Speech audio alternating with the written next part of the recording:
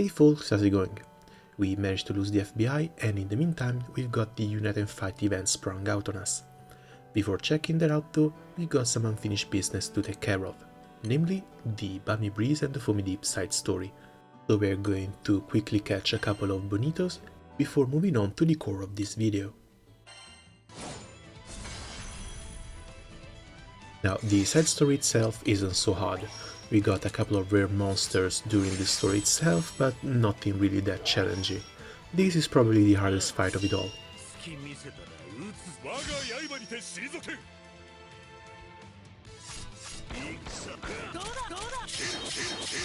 And our team is doing great, multi-attacks all around.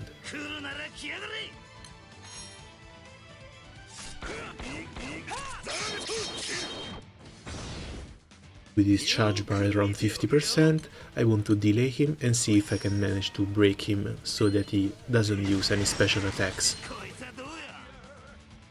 And just in case he has a 50% trigger,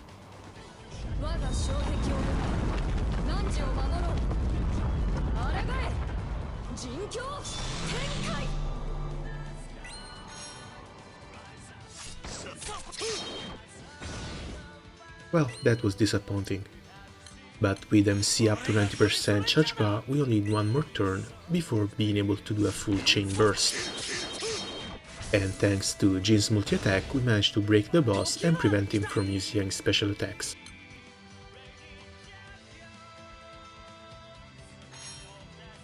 And with Wilder at 85 and Jin at 173, they are both going to get 100% charge bar and do a 5 chain burst.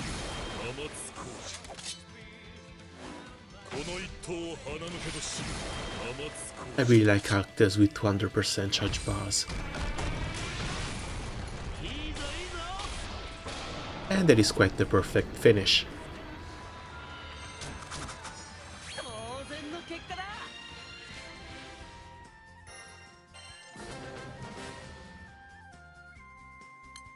And we finally get our first water salmon. We will be using this for a while. So we go pick it up and equip it, with a nice 50% boost to water attack. As for weapons, we can still use the auto-select for the best statted ones. And this is what our grid looks like. Again, I don't want to rely on handouts, so the only Magna weapons I'm using are the ones that the story gave to us. As far as the swordfish goes, the boost to triple attack can be an interesting effect. The moment we unlock a katana wielding class, we might use this as a main hand weapon. Alright, now it's time to go check the Unite and Fight. This is a recurring event. It comes back at least every couple of months and its element rotates. During this event, your crew will fight against opposite crews in a battle to see which one can gain the more honors. And the honors are gained by slaying bosses. As much as people hate Guild War, it is still a very important event for the players, due to the reward that it gives. Here, under the token draw, you can choose one weapon that will come out of your draw boxes, and each of these weapons is linked to one of the Eternals. For starters, I would suggest going for the Four Sky Blade. Even if you are not interested into farming for an Eternal, in this case Quatre, the Four Sky Blade is still one of the best daggers in the game, so our objective is going to try and farm at least 4 copies of it, because once you change its element, upon oging is going to give 30% boost to double attack and triple attack rates to all allies for 3 turns. The rest of the draw box works like any other draw box event. You have your standard boxes, you have some SR weapons that you can get out of it, only in this case the Aku and Longinus actually unlock 2 new characters. Below them there's the usual stuff, Archangel weapons, Archangel summons, potions, and some items that are only usable during the Guild War fights. More rewards are also available under the Battle Badges and the Honors tabs. As for the Battle Badges, you usually get a lot of tokens and a little bit of extra common rewards like animals and rupees. Golden badges give you just more of the same, with a couple of exceptions like the SSR summon, which is linked to the current Guild War, so for this is going to be a Dark Behemoth. Better rewards are situated under the Honors tab. Here you can still get more tokens, but you get elixirs, chips, premium draw tickets, and the higher you go, the better the rewards, culminating in a nice intricacy ring, but those 90 million honors are fairly difficult to get. And as if that wasn't enough, there is also a third reward tab. These are the Valor badges, and you get them by participating in the fights depending on which tier you end up in. The battle badges can be traded in their own little shop, but in here there is only one item that you should buy. And that is the 275 badge exchange pack. This pack gives you a Sunlight Stone, and you can use that stone to uncap your SSR summons. Not the ones that you can farm for, of course, but the gacha ones that you might get later or the Arcarum summons. This pack also comes with a character weapon draw ticket and a summon draw ticket, but don't hold your hopes too high for those. Another interesting pack is this one with the gold brick, but I would suggest only buying this one once you've already bought the one with the Sunlight Stone. It's going to take a long time. I think for me it took like a year and a half of playing, but my badges kept stacking up so much that I managed to buy both packs in one Guild War. So keep your eyes on the prize and let's move on to the fights. So here's how it works. In order to gain as many honors as possible, your crew will have to fight the level 90, 95 and 100 Nightmare raids. But in order to host those raids, you need bait chunks or meat. You can farm said meat here in the Extreme Plus version. Hosting your own Extreme Pluses and opening them up to your crew is also a fairly good way to farm for tokens. The ideal occasion is always that a single crew member comes in and clears the raid, so that you can get second place and have access to the MVP chest, as well as the second place bonus that these raids give. Since we don't have a light team nor a light grid, I decided to go in with my standard fire one. This is going to be fairly painful, so we're just going to line some skills up and immediately call for help. Again, crew only. And now we wait for some people to come in and help us out. In the meantime, we are going to try and get a little bit of honors and get pummeled to death.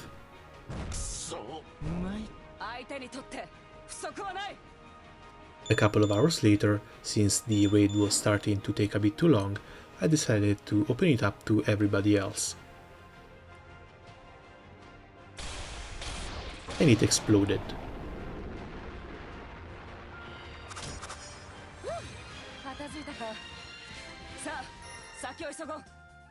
And just for hosting it, we get very little experience due to the fact that we gain very little honors.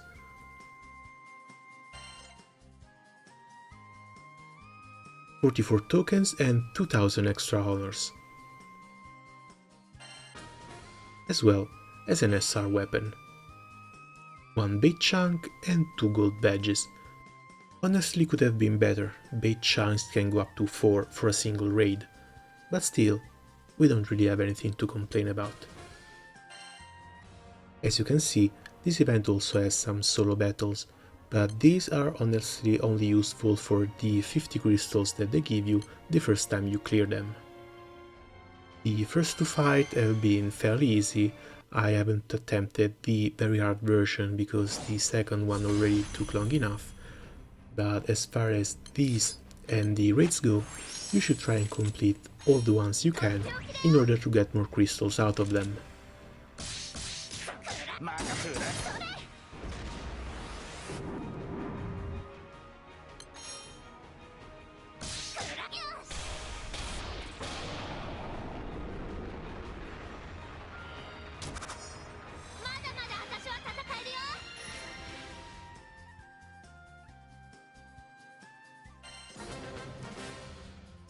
Because as you can see from the reward, these ones are really not worth farming. So, for our little troubles, we've already got a couple of silver and gold badges. This will net us some 60 more tokens. We got a little bit of honors, only 7,400, but that's still enough for 50 more tokens. And we even managed to get a couple of valor badges. So we managed to get 222 tokens, and the draw box is very similar to the usual event ones. Let's pull it and see if we can get lucky. And lucky we get!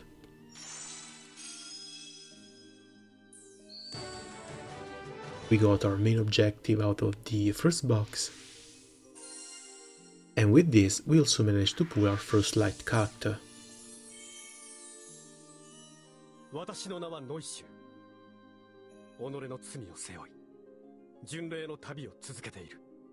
Now, there's Abby, Noise, Pengy, and another one I can't remember, but I'm going to count these as farmable characters, since the Guild Wars always rotate, and these characters come in with the Guild Wars. Also, by pulling our weapon, we can already reset the first box. But there's still an Aku I want out of this, and possibly maybe the betting cards. But that would mean having to farm more tokens, and since we don't know how many we'll need for the next boxes, it's probably a better idea to reset this one right off the bat. And now we are already on to our second box. 22 more tokens. Yeah, why not, let's draw.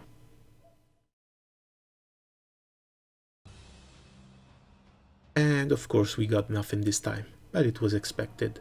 And that's about it for the Guild War.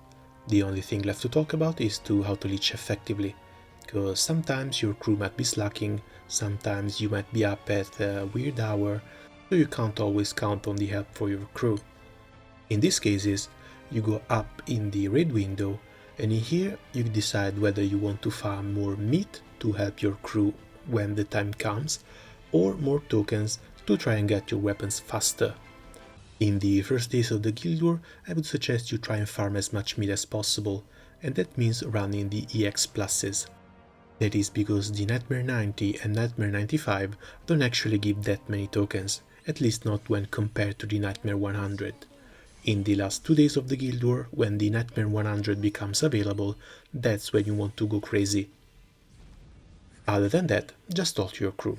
This is a group effort after all, and the people in your crew are going to be able to tell you whether they need more raids hosted, they can tell you when more people are going to be up for raiding, either EX Plus or Nightmares, and you can generally have a better time by communicating with them.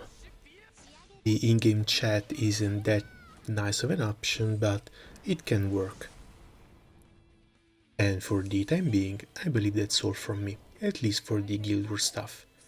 See you guys soon.